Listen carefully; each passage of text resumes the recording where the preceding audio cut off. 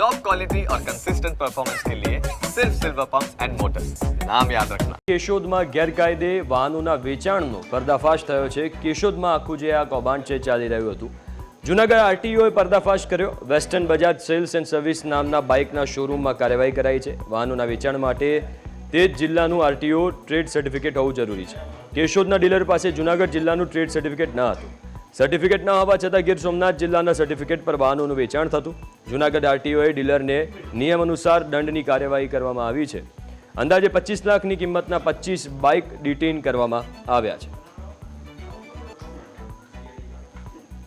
કુલ 25 નવા વાહનો તે શોરૂમ ખાતે જણાઈ આવેલ હતા, જે તમામ વાહનો ખરેખર ગીર સોમનાથના ડીલર વેસ્ટર્ન બજાજની માલિકીના હતા અને જ્યાં કેશોદ ખાતે જે ડીલર છે તેનું નામ વેસ્ટર્ન ઓટો એજન્સી હતું, જેઓની પાસે જૂનાગઢ આરટીઓ દ્વારા ઇસ્યુ કરેલ ટ્રેડ સર્ટિફિકેટ પણ ન હતું।